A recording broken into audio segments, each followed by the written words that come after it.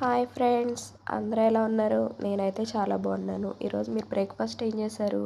నేనైతే కనుక ఎగ్ దోస వేసుకుంటున్నాను. నాకు ఎగ్ దోస తినాలనిపించి. సో అందుకని ఏం చేశానంటే ఇంట్లో ఉన్న ఇంగ్రీడియంట్స్తో సింపుల్గా అప్పటికప్పుడు అయిపోయే ఎగ్ దోస అన్నది రెడీ చేసుకున్నాను అనమాట. ఉల్లి కారం అవేమీ లేకుండా సింపుల్గా వేసుకున్నాను. ఫస్ట్ ఒక ఎగ్ తీసుకున్నాను. దాంట్లో వచ్చేసరికి కొంచెం ఉప్పు, కొంచెం కారం, కొంచెం గరం మసాలా ఇవి యాడ్ చేసుకున్నాను. సో కొంచెం స్పైసీ కోసం అనమాట. అవి తీసుకొని ఒక చిన్న బౌల్ తీసుకొని దాంట్లో అన్నది మిక్స్ చేసుకున్నాను.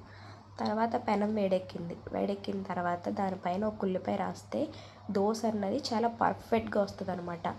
మనకి ఎక్కడ అట్ట అన్నది విడవకుండా చక్కగా పర్ఫెక్ట్గా వస్తుంది. సో నాకు పెనం వేడెక్కిన తర్వాత అది రాసుకుని ఒక దోశ అన్నది వేసుకున్నాను. ఫస్ట్ ఆఫ్ ఆల్ ఆ దోశ వేసుకున్నాను. ఆ దోశ వేసుకున్న తర్వాత దానిపైన మనం మిక్స్ చేసుకున్న ఎగ్ ఉంటుంది కదా, అది అన్నది కూడా దానిపైన అంతా కూడా స్ప్రెడ్ చేసుకోవాలన్నమాట.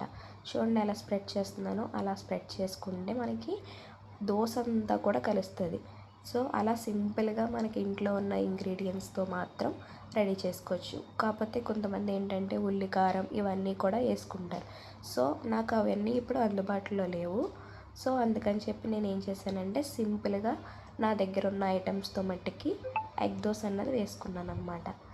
సో చూడండి ఎంత ఈజీగా ఉందో. ఈరోజు మీరు ఏం చేశారు బ్రేక్ఫాస్ట్? మీకు ఈ వీడియో నచ్చితే కనుక లైక్ చేయండి, సబ్స్క్రైబ్ చేయండి ఫ్రెండ్స్. ఇంకా మరిన్ని వీడియోస్తో మీ ముందుకు వస్తూ ఉంటాను. ఓకేనా ఫ్రెండ్స్? ఈరోజైతే కనుక ఈ బ్రేక్ఫాస్ట్తో మీ ముందుకు వచ్చాను.